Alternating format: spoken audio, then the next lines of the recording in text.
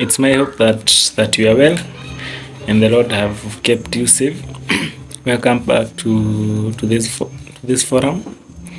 If you are a new viewer, welcome aboard and subscribe for more sessions like this. It's good that we keep educating each other as frequently as we can. And today we are here for another educative session. We have been talking about investments and different investment vehicles, but there is a process before we get there, which I thought it is important we discuss. How do we get to invest? Where do we get this money that we invest? How are we able to put aside some small amounts from our earnings that we can be able to invest? And that brings us to a very interesting topic that is called budgeting, which basically means a planning between your income and your expenses. There are so many budgeting theories that has been put up by professionals, but one of the most common is the 30-20 rule, which I'm sure you might have heard. Okay, the 50-30-20 rule, which I'm sure you might have heard about it, which is the thing that I want us to talk about today, and maybe get to know what it is in a better way, and get to ask ourselves whether it is effective. So hang on for the learning bit.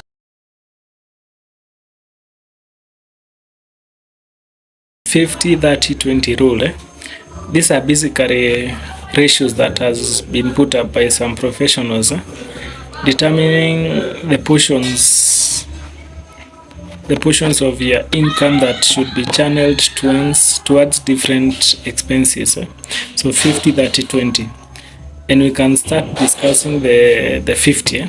That is 50% of your income, whether is it whatever you pay yourself from your businesses, from your deals, whether you earn a monthly salary. So basically 50% of that income should cater for your needs. And when we talk about needs, we talk about things that are necessary for survival. So if you want to know your needs, it is that thing that you cannot live without. Since when we were growing up and getting into the 844 system, there are those things that we used to be taught that they are the basic needs, which I think they were something to do with shelter, food, and clothing. And now healthcare comes also as a basic need, especially to a sick person. So those are the things that you should cater for 50 with the 50% of your income. So that one should cater for your rent, for your food, for your health insurance, for the utilities that you need to pay, maybe the power, the water bills, things that you cannot do without. That is where you should channel 50% of your income. When you get to the 30%, the professionals propose that 30% of your income should be channeled towards the wants. And we can see that wants are things that are not required for survival, but they are just there to make life interesting. You will not die if you don't get them, but once you have them, life will become more comfortable. And these are things that may including getting to go to sporting activities, having vacations, wardrobe upgrades, electronic gadget upgrades.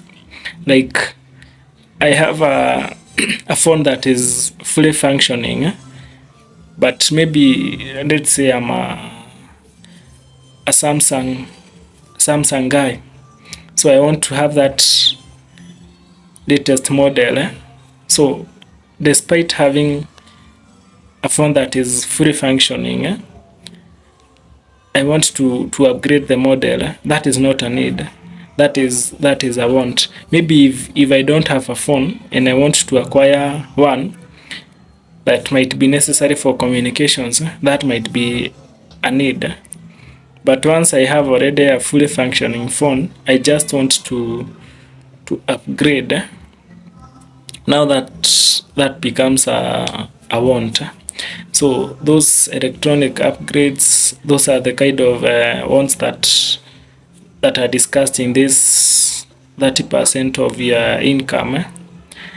And things to do like Wi-Fi subscription. You'll not die if you don't have access to internet, but if you have the access, it will make your life maybe more comfortable, more interesting. So that is the proposed things where you should channel 30% of your income. Then the last 20% should be channeled towards investing and saving. Okay, savings and investments. And I think we should say that basically they should be channeled toward investments, because it is not so wise to use the term savings in the year of the Lord 2024. Savings basically means putting some money aside that you may use in future or that you may require in future. But investment is a bit different from savings. Investments basically means putting that money aside, but putting it somewhere its value keeps on growing. You save your money maybe in an investment vehicle where its value will keep improving. So it is proposed that 20% of your income should be channeled towards savings and investments. That is the money you used to create an emergency fund. That is the money you used to create some investments here and there. That is the money that you use to gain some assets. They may be tangible, they may not be tangible. Yeah, 20% of your income ought to be channeled towards savings and investments.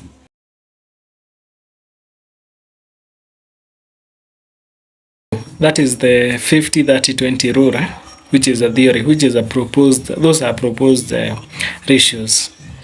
And to be sincere with ourselves, those ratios might not be applicable to everyone. They might not work for everyone. Maybe for someone who is young, the ratios might work. Saving 20% of your income might be easy, but maybe you get to a family person, that might not really work. So that's just, I can say, for me, I can say that is just a guideline, but it might not always work for everyone. But at least it gives a guide on the allocations. I think one thing that one should carry from that 50-30-20 rule, it is all about giving priorities to the necessities. So understand your income, understand your expenses, and start with those things that are very vital for you. start with the basics. Start with the basic need. As far as we might need to take ourselves out, to treat ourselves out, to treat ourselves.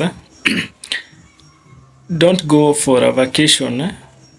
Then once you are back, you find out that your house has been locked. So have priorities. I think that is one thing that we can take. Start with those things that you must have. Then maybe the other things that maybe can be recommended when it comes to budgeting. Once you say that I'll first pay the bills and do everything else, then what remains I will save. You might find that nothing will get to remain. Nothing will remain. So it is good to have a budget, and a budget that also gives saving some priority. Don't say that you first spend, then whatever that remains, that's what you save. Nothing will remain. And if you have difficulties in saving, so once you get your salary, the common sense gets out of you as the money comes in. One of the things that can be of help to you, it is automating your savings. When you say automating your savings, we have ways in which that some portions of money can be deducted from your operative account to a SACCO, to another saving platform without negotiation. So you can place a standing order with your bank and instruct them to deduct some money from your account on a given date. Most probably the date after your payday. You might instruct them to deduct some certain amount and transfer the amount to maybe to a SACCO, and that will help you if you have challenges with making savings part of your budget. The other thing that is vital for when it comes to matters budgeting and financial planning, it is living within your means.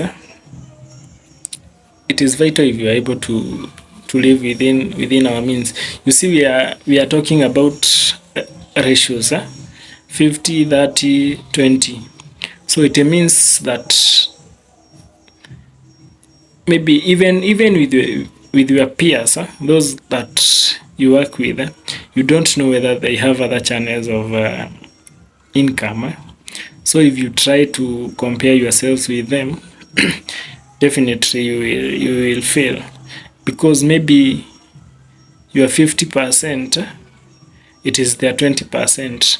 Your 100% salary, that is what you should be budgeting for. For them, it is 30% that they should use in their wants. So if you try to compare yourself with them, you will suffer, and definitely you are not here to impress anyone.